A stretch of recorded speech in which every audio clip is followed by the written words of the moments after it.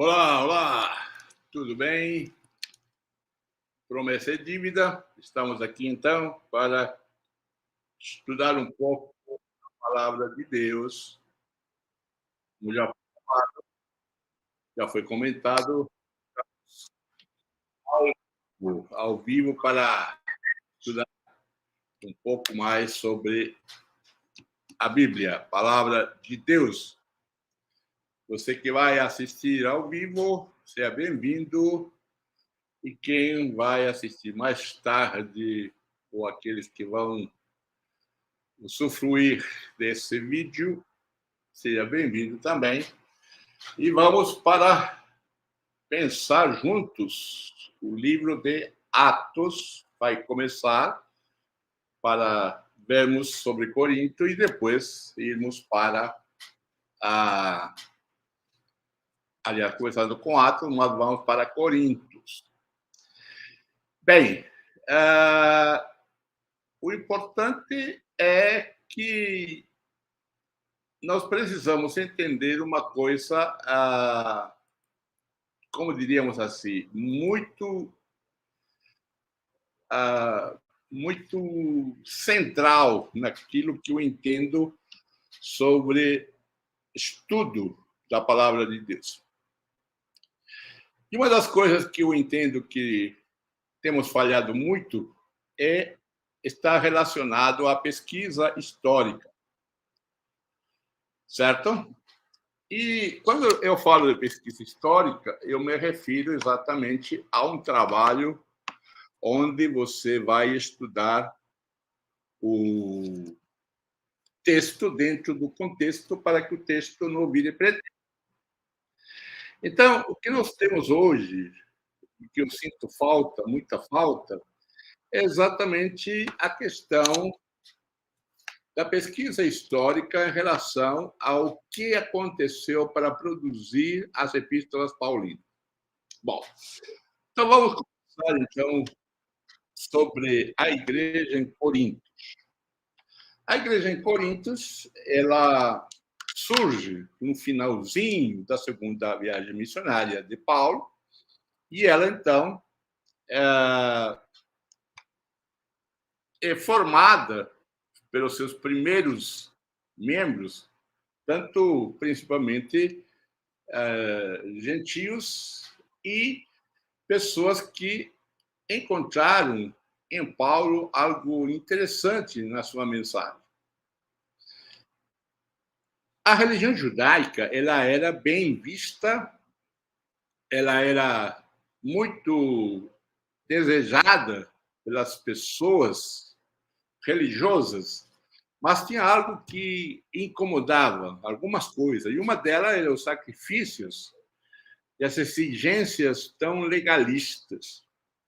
Isso, então, trouxe, quando aparece o Evangelho, trouxe para Paulo uma certa facilidade para chegar com essa mensagem, entre aspas, um tanto conveniente. Corinto era uma cidade que tinha sido reconstruída uns 100 anos antes da era cristã, e ela, de certa forma, competia com Atenas, de onde Paulo tinha chegado. E Corinto era uma cidade cosmopolita, e onde havia várias nacionalidades. Nós encontramos ali de todos os lugares, por ser um lugar onde chegavam as embarcações, né? Onde estavam os lugares mais atrativos. E então ali havia uma grande mistura de pessoas de diferentes etnias, povos, raças, enfim. Por isso que quando nós nos aproximamos da Bíblia, devemos estar conscientes do contexto em que estão essas cartas. É relevante, então, ver que a primeira carta aos Coríntios, dirigida a uma comunidade composta por pessoas que pouco poder tinham, embora poucos recursos, né? Embora existam algumas características de alguns membros das elites, mas na sua grande maioria eram pessoas pobres, e nós vamos ver isso descrito já no primeiro capítulo, como Paulo começa a tratar essa questão de a soberba ou o orgulho das pessoas. Percebemos que a carta aos Coríntios e a sua prática está, logicamente, ligada ao entorno socioeconômico, político, cultural. Então, vamos ver, por exemplo, ali muita licenciosidade. Então, havia, por exemplo, uma palavra que as pessoas falavam como korintiosomai, era a perversão, era a pornografia, porque havia muita licenciosidade, muita liberdade sexual, que era prática comum ao povo pagão. E não havia tantas críticas, tantas questões de pudor. Assim, então, Paulo se encontra numa cidade que está praticamente desejosa de conhecer uma mensagem que dê ao homem a possibilidade, ao ser humano, né, dê a possibilidade de viver uma vida de relacionamento com Deus. Quando Paulo chega, você vai encontrar isso em Atos capítulo 18, tá? Quando Paulo chega em Corinto, ele vem, se encontra com Áquila e Priscila, porque Áquila e Priscila tinham saído de Roma e eles tinham, Áquila e Priscila, fugido, ou melhor, saído, exilado praticamente, por um decreto de Cláudio. Paulo diz que, em Atos 18, né, diz que Áquila e Priscila, que era natural de Ponto, havia chegado, né, com a sua esposa, porque Cláudio havia ordenado que todos os judeus saíssem de Roma. Parece, pela história, que em Roma havia acontecido algumas brigas com relação a um personagem chamado Crestus. Este Crestus, possivelmente, se referia à pessoa de Cristo. Então, tanto judeus como os judeus e romanos entravam em debate, em brigas, e cristãos também. E assim, o que acontecia? Provocavam tumulto. Dessa maneira, Paulo, ou melhor, Áquila e Priscila recebe, então, essa ordem do império, ou do imperador Cláudio, para saírem de Roma e ficarem nas suas ficarem longe dessa cidade para não causar tantos problemas. Bem, o que podemos falar, então, é que quando Paulo chega, ele, então, vemos nele algumas marcas muito interessantes. Primeiro que ele vai a uma cidade que é central. Talvez uma das primeiras coisas que nós vemos em Paulo quando evangeliza. Ele vai a um centro, ou uma capital, a uma cidade onde se pode espalhar o evangelho. Paulo também ali começa a ter contato com pessoas comuns. Pessoas que falavam, nesse caso dele, a mesma profissão. E Paulo, então, já começa a falar com este povo, principalmente com a Priscila, e veja bem o versículo 4, que é bastante interessante, de Atos 18, 4. Todos os sábados ele debatia na sinagoga e convencia judeus e gregos. Então, aqui eu vejo algo interessante em Paulo. Paulo fala com judeus e com gregos, mas quando ele fala com judeus, ele debate com as escrituras. Quando fala com gregos, embora o texto não mostre, mas em Atos 17 temos isso, Paulo debate sobre filosofia. E quando fala na praça, com certeza, como Atos 17 mostra, com certeza ele falava algo que era comum. O que os missiólogos chamam de ponto de contato. Então, Paulo tinha esses pontos de contato, ou criava esses pontos de contato, para que o povo ouvisse a mensagem dele, tá? Para que o povo tomasse atenção naquilo que ele estaria ensinando. A partir dali, Paulo, então, tendo contato com judeus e gregos, no versículo 8, ele começa, ou a partir do versículo 5, Paulo começa a pregar e testemunhar ao judeu que Jesus era o Cristo. Veja bem, outra coisa interessante. O que Paulo está falando para os judeus é o ponto que os judeus estavam interessados, que Jesus era o Cristo. Isto é, Paulo não está falando de outra coisa que o judeu não entende. E tem algo muito legal para nós aprendermos com Paulo, porque ele fala pontos que o povo entende. E o judeu, a melhor coisa que podia entender era sobre o Messias, era sobre o Cristo. Desta maneira, o que provocou? Claro, provocou uma revolta, uma oposição, né? Houve lançando sobre ele maldições, mas o que Paulo consegue? Consegue a atenção, porque ele tem essa mensagem. Muito bem, no capítulo 18 de Atos, ele continua a desenvolver, e ele, então, passa ali durante 1 ano e meio. Se você observa o versículo 11, você vai ver que diz que Paulo ficou ali durante 1 ano e meio, ou 18 meses, ensinando-lhes a palavra de Deus. Então, nesta epístola, ou neste texto de Atos 18, nós vemos como nasce a igreja em Corinto. Tá? Ela nasce através da apresentação da palavra, apresentação do evangelho. Esta igreja nasce a partir de um ponto de contato. Então, Paulo procura, né, nos ensina a procurar algo que nós possamos ter afinidade com quem nos ouve. Eu sempre insisto nisso, porque nós temos a empáfia, diria meu professor do Antigo Testamento, ou a mania, ou a soberba, de falar de que nós temos a verdade.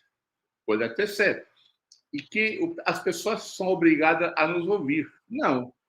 Elas não são obrigadas para que nos ouçam. O que nós precisamos achar é um ponto de contato para que elas vejam que nós temos as respostas às dúvidas que elas têm. Se eu olhar o início do meu ministério, 40, 50 anos atrás, o início do meu ministério, os problemas eram outros, as questões, as perguntas eram outras, as estratégias eram outras. E há outras questões que devem ser respondidas, que estão ali no mundo todo, né? No mundo político, social, econômico, religioso, estão burburando e estão ali surgindo cada dia e nós precisamos ter a resposta. Desta maneira, então, Paulo tem o início da sua igreja, ou da igreja em Corinto, e ele estabelece ali os seus primeiros cristãos. Veja bem que ali, no versículo 18, Paulo permaneceu em Corinto, né, por algum tempo, depois despediu-se dos irmãos e navegou para a Síria, acompanhado de Priscila e Áquila. E ali, então, fica uma igreja. Bom, esse é um primeiro encontro, uma primeira visita que Paulo vai fazer com os cristãos, ou com os novos cristãos que estão com ele. Passou-se algum tempo, veja bem que 1 ano e meio, não é pouco tempo, fica 1 ano e meio, e ele, então, agora vai receber informações que não são nada, vamos dizer assim, agradáveis, né? Por quê? Porque ele vai, então, ouvir e ler uma carta de Paulo, que Paulo recebe. Vamos lá. Vamos agora para 1 Coríntios, nessa introdução sobre a fundação da igreja. Já está, eu acho que muitos de nós conhecemos, vocês conhecem essa história. Bom, o que aconteceu, então, agora? Quando Paulo deixa a igreja, o que acontece? Alguns problemas, alguns temas começam a aparecer e alguns problemas. Eu vou dar alguns problemas só para você ter ideia que nos primeiros capítulos, nos capítulos que temos, Paulo mostra no capítulo 1, né, você vai ter os grupos rivais, né, grupos que estão rivalizando, rivais dentro da igreja. Depois temos um caso de incesto, muito sério para os tempos de Paulo. Temos problemas legais de uns cristãos contra outros e temos homens cristãos que frequentam as prostitutas, né? E estas prostitutas são interessantes porque a prostituição, na época, para a sociedade grega, era uma prática normal, ampliamente aceita como uma parte integrante dos cultos religiosos. E esta influência das prostitutas é que precisamos entender para poder conhecer melhor aqueles textos, principalmente da sexualidade. Temos esses homens que frequentavam, temos as questões de matrimônio, de família, de solteria, ou solteirismo, de solteiros. Temos questões de que havia entre o casal, né? Temos também o consumo da carne dos sacrifícios pagãos, e temos o problema bem amplo sobre os cultos, ou o culto, aliás, cristão, sobre as mulheres falarem na igreja ou não, usarem véu ou não. Temos também a discriminação contra os pobres na ceia comunitária, no ágape, ou na ceia do Senhor, e os dons espirituais, e termina com a ressurreição dos mortos. Veja bem que nesta lista de problemas nós temos uma ampla abordagem de coisas que nós vivenciamos hoje. Mas a questão é saber como aplicar essas questões de quase 2.000 anos atrás para hoje. Isso não é tão fácil assim para as pessoas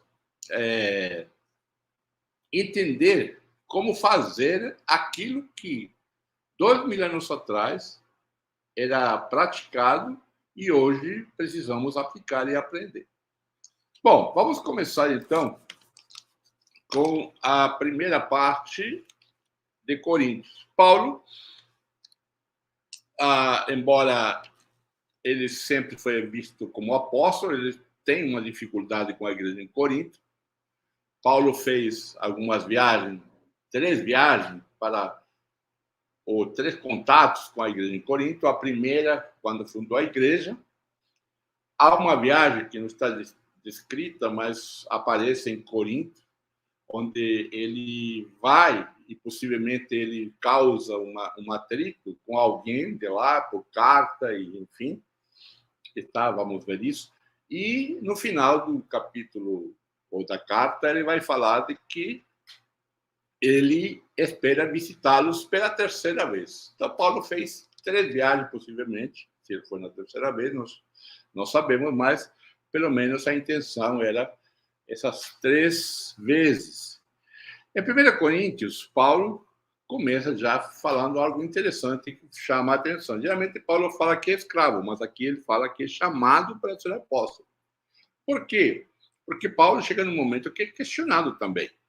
No capítulo 4, você vai ver que Paulo é questionado sobre os apóstolos de Cristo, há alguma divergência, né? E por isso que no capítulo 4 ele vai falar que nos considerem como servos de Cristo e encarregados do mistério de Deus. Então, o que mostra isso ali? Quando ele fala que é escravo, ele tem uma justificativa. Quando ele fala que é chamado para ser apóstolo, o apóstolo, ele também tem a sua justificativa. Ele está em defesa daquilo que ele é, ou como foi chamado pelo Senhor. Então, no capítulo 1, na introdução, claro, tem aquele reconhecimento de que é a igreja, que são os crentes, né, santificados em Cristo. Esta frase também é importante para o contexto. Veja bem, por que é importante essa frase santificados em Cristo? Porque o contexto de imoralidade, a santidade que o judeu pedia era feita através de leis, através de exigência, através de obras, através de sacrifício. Mas em Cristo já a coisa é diferente. E ainda aos santificados em Cristo Jesus e chamados para serem santos. Então, Paulo não deixa a graça de Deus barata, nem tampouco ele vai a chamada hipergraça. Né? Hoje se fala muito de hipergraça, porque na minha perspectiva, é que muitas vezes a graça de Deus somente é vista na salvação e não é vista na santificação. Na minha perspectiva, a graça de Deus trabalha nessa santificação também. Então, e a graça de Deus trabalha também de que a minha santidade ela vai depender da sua também como corpo de Cristo, porém, as exigências ou o progresso, as medidas sobre santidade não existem. Então, quanto de porcentagem você tem de santidade? A única porcentagem de santidade que temos 100% é que nós somos santificados em Cristo. Isso é 100% certo. Você e eu temos. Mas o texto diz, e chamados para serem santos. E agora, quanto disse sermos santos nessa perspectiva? Quanto eu tenho? Como que você e eu vamos medir isso? Não há como medir. Então, porque a nossa formação, a nossa cultura, a nossa personalidade, cada um é individual. Muito bem. E aí, a partir, Paulo dá a gratidão, né, como sempre, e aí ele, então, aparece com as divisões na igreja. Então, a primeira coisa que Paulo vai encarar é as divisões da igreja. O que acontece? Quando você lê o livro de Atos, no capítulo 18, você vê lá um personagem chamado Paulo, outro personagem chamado Apolo, e também a igreja conhece alguém chamado Pedro. Esses três personagens são claves na vida do cristianismo ou na pregação do evangelho. Paulo, por ser o fundador da igreja, Pedro, por ser o apóstolo, vamos dizer assim, o primeiro apóstolo, ou talvez aquele que usou a chave do reino do céu para abrir a porta dos gentios.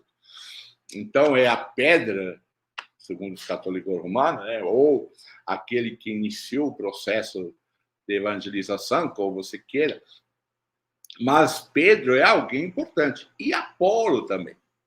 Quem é Apolo? Apolo é alguém possivelmente formado em uma escola alegórica, alguns pensam assim, embora tenha sido ensinado por Priscila e Áquila, especificamente Priscila, sobre o evangelho, foi ensinado. Mas ele era, por ser de uma escola eloquente, então ele tem os seus seguidores. E tem aqueles que se chamam mais espirituais, que são de Cristo. Bom, o que acontece com essas divisões? Logicamente, a igreja vai sofrer.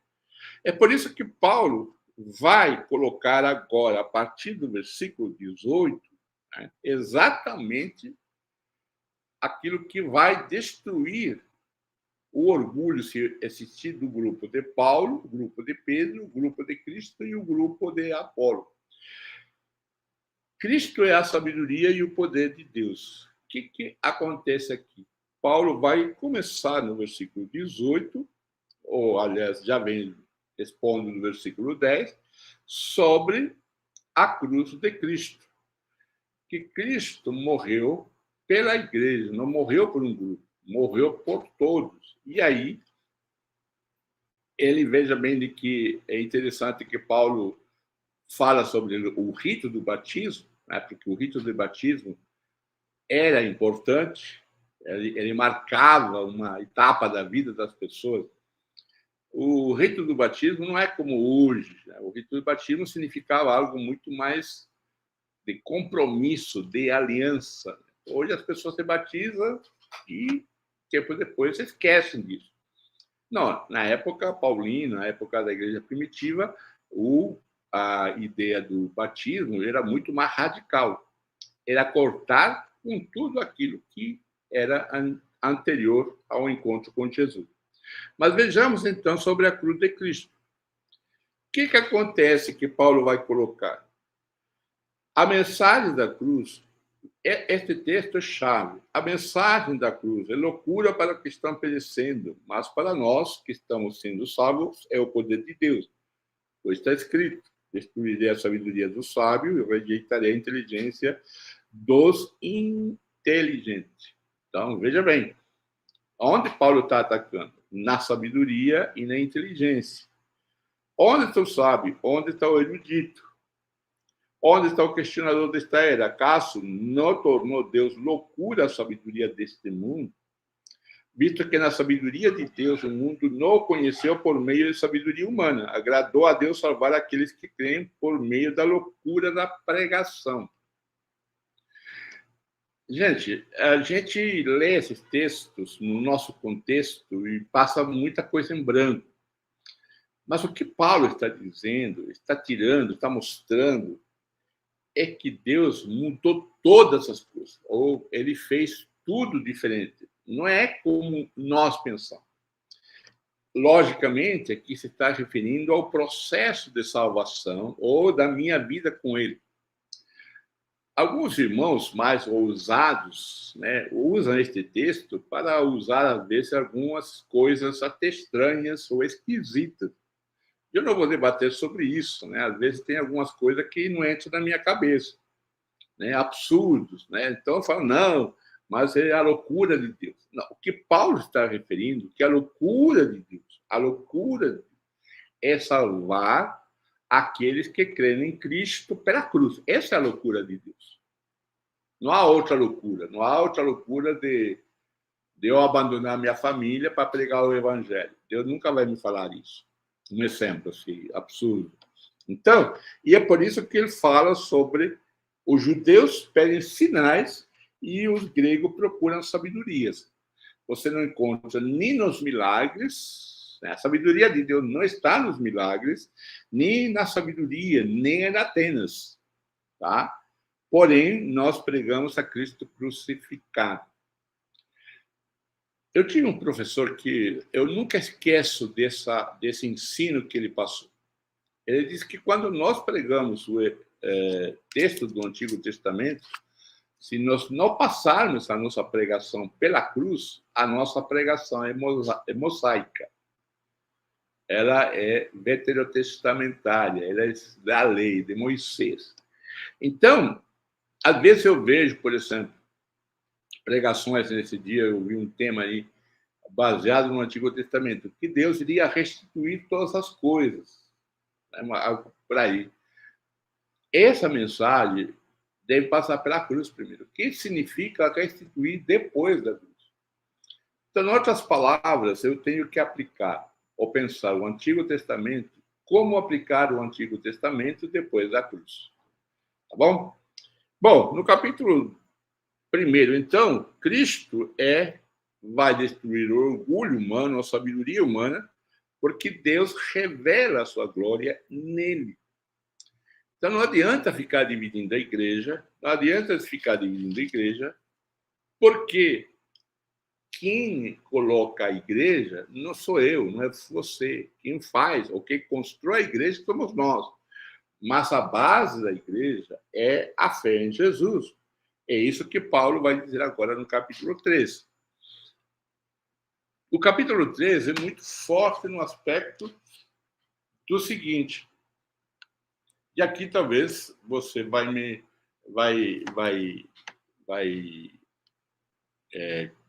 não concordar comigo, possivelmente, porque eu sei que vou nadar contra a maré. Quando Paulo entra no capítulo 3, ele fala assim sobre irmãos que não são espirituais, mas são como carnais, como não, pessoas que não nasceram de novo. Algumas pessoas, eu acho errado, inventaram o crente carnal. Para mim só existe um crente, cristão nascido de novo. Nem carnal, né? O crente carnal não existe, na minha perspectiva. Tá? Então, temos as crianças em Cristo, né? Então, ele fala como a criança sem Cristo, aí uma coisa diferente. Tá?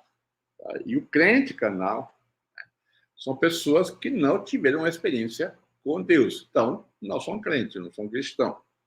E a partir dali, então, o que Paulo vai colocar? Algumas figuras de construção ou de edificação. Primeiro, vai colocar a lavoura, vai colocar sobre o arquiteto, sobre o crescimento. Veja como Paulo disse: quem é Apolo, quem é Paulo, apenas servo, por meio do qual você vieram a crer conforme o ministério que o Senhor atribuiu a cada um. Lavoura, eu plantei, Apolo regou, né? Mas quem dá o crescimento é o Senhor. O que planta e o que rega tem um só propósito, e cada um será recompensado de acordo com o seu próprio trabalho. Pois nós somos cooperadores de Deus. Vocês são lavoura de Deus e edifício de Deus. Tá? Então, o que Paulo está dizendo? Que a igreja é uma lavoura de Deus, então tem os trabalhadores que cuidam da lavoura e tem o edifício de Deus, que são os trabalhadores que vão construir. E veja bem como Paulo se coloca agora. E eu, como sábio construtor, lancei o alicerce. Então, o que Paulo está dizendo? Olha, eu coloquei um alicerce, vocês vão construir, mas construam, façam bem essa construção. Não vão construir besteira. E como você constrói? Como você constrói essa igreja? Porque ninguém pode colocar outro alicerce além do que é apóstolo, que é Jesus. Se alguém constrói sobre esse alicerce, usando ouro, prata, pedra preciosa, madeira, feno ou palha, sua obra será mostrada porque o dia trará a luz, pois será revelada pelo fogo, que provará a qualidade da obra de cada um. Então, a construção da igreja é feita por você e por mim. E o que é mais interessante é que essa construção se chama santuário de Deus. Essa construção se chama templo de Deus. Então, quando nós estamos construindo, temos que saber como estamos construindo. E aqui Paulo está tratando sobre a unidade, sobre as divisões da igreja. E o que acontece nesse momento? Paulo, para colocar na mente das pessoas de que ele está orientando para não dividir a igreja, então vai colocar algo muito sério. Duas coisas, será? Primeiro, que nós construímos o edifício de Deus, o templo de Deus, e em segundo lugar, de que Deus, quem divide, quem destrói o templo de Deus, Deus vai destruí-lo. Há uma teologia, uma teoria de que o templo do Espírito Santo, o templo de Deus, é o nosso corpo. Este texto não fala isso. Tá? Inclusive, tem um vídeo aqui no meu canal que fala exatamente sobre esse assunto, quem é o templo do Espírito Santo. Veja bem, no versículo 16, você não sabe que são santuário de Deus. Veja bem, querido, você não sabe que são santuário de Deus. O Espírito de Deus habita em vocês. Aqui é interessante quando fala, se alguém destruir o santuário, o santuário de Deus, Deus o destruirá, pois o santuário de Deus, que são vocês, é sagrado. Então, Paulo diz o santuário, não diz os santuários, porque ali havia, vamos pensar, 5, 10, 15, 20 pessoas ouvindo. Ele deveria falar o santuário, cada um de vocês é santuário. Não, ele fala, não, vocês, essa comunidade. Então, você é brasileiro, você não é o Brasil. Você é um brasileiro que faz o Brasil. Tá? Então, ninguém vai falar, você é o Brasil. Então, por isso que não existe você é a igreja. Não, você é parte da igreja. E aí, então, Paulo disse, não se engane, se algum de vocês pensa que sabe, segundo os padrões da era, deve tornar-se louco. E no capítulo 13, então, Paulo vai romper com as divisões através dessas figuras. E, principalmente, vai convocar a cada um de nós e aos cristãos daquele tempo, a que eles aprendam a trabalhar em equipe, tá? Principalmente porque em equipe é que nós podemos entender melhor a construção, a edificação da Igreja do Senhor Jesus. E aí, no capítulo 4, Paulo, então, vai tratar a questão dos apóstolos de Cristo, né? E ele começa, porque, portanto, que todos nos considerem como servos de Cristo e encarregados dos mistérios de Deus, que se requer desses encarregados que sejam fiéis. Pouco me importa ser julgado por vocês ou por qualquer tribunal humano de fato, nem eu julgo a mim mesmo. Bem, o que Paulo vai dizer agora é que ele e Apolo e os demais, eles simplesmente são pessoas que estão trabalhando para construir uma igreja e formar o que é conhecido como o corpo de Cristo. Por isso que Paulo, no capítulo 4, para alguns dizem, apontam de que Paulo está se defendendo o seu apostolado, porque ele tinha tocado algumas questões mais sérias e que agora, por ser questionado, ele está chamando a atenção para que todos se dediquem a ajudar, para que todos trabalhem, né, como aquele que se esforça além dos seus limites, para que todos administrem bem os bens do patrão. O administrador, isso aqui é o administrador da graça, despenseiro da graça de Deus. Em outro texto, Paulo fala isso. O que é ser despenseiro da graça de Deus?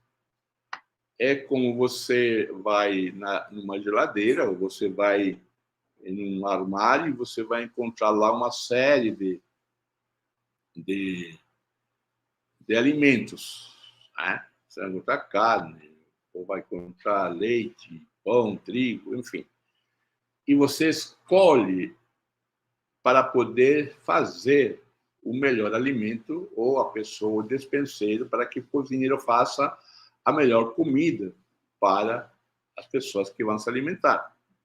Então, é uma despensa que está cheia de elementos da graça de Deus, os quais você e eu devemos saber usar para alimentar a igreja.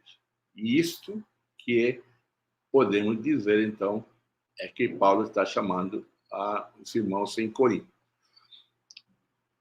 Nos 4 capítulos que nós passamos rapidamente, o que Paulo está fazendo? Paulo está preparando para tratar os problemas que vêm a partir do capítulo 5.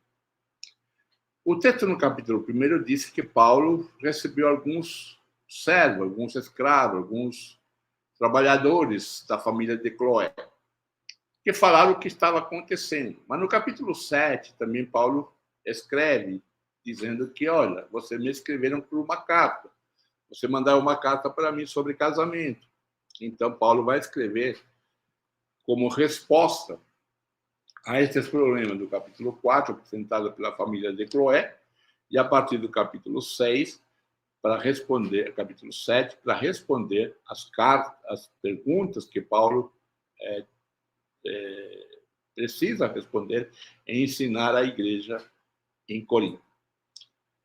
É importante também saber de que Paulo, no capítulo 5, 9, diz que já tinha escrito uma carta anteriormente. Ele diz, olha, eu já vos escrevi, não vos junteis com os imorais.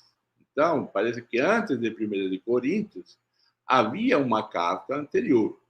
Nós não sabemos, é a carta chamada Carta Perdida. Então, teríamos essa carta perdida e teríamos essa primeira carta aos Coríntios, tá? E teríamos, então, a segunda carta aos Coríntios, que seria a terceira epístola. Bom, nesses 4 capítulos, eu entendo que há uma apresentação, uma introdução, para, a partir do capítulo 5, Paulo colocar as coisas em ordem. Então, quando nós vamos entrar as questões da licenciosidade, quando nós vamos entrar as questões de julgamento, quando nós vamos encontrar as questões de culto, nós vamos ver de que tudo isso é a prática que era comum naquele tempo. Agora, a pergunta que sempre nós vamos fazer, e que nós sempre devemos fazer: como eles reagiram, como eles entenderam aquele texto que foi lido ou aquela carta que foi lida? Então, eu preciso me aproximar, através da pesquisa bíblica, entender o que era, então, aquela cultura, aqueles rituais que existiam, aquelas lendas. Né? Então, nós temos, por exemplo, o Deus da cura, para poder interpretar corretamente melhor essa escritura. Tá bom, gente? Então, nós temos esses para começar. Nós vamos ver nos próximos vídeos, veremos, então, a continuidade. Não esqueça, então, de assinar nosso canal e ver aí, também colocar o seu sininho, clicar no sininho e também aproveita não somente clicar no sininho, mas também quando o sininho você clica, você tem que escolher quais são as atualizações. Ali você coloca todas as atualizações, porque vamos estar semanalmente, vamos estar comentando ou fazendo estas introduções aos comentários bíblicos do Novo Testamento. Grande abraço, tá bom? E vamos continuar com o capítulo 5 já já, tá bom? Até a próxima. Um grande abraço para você.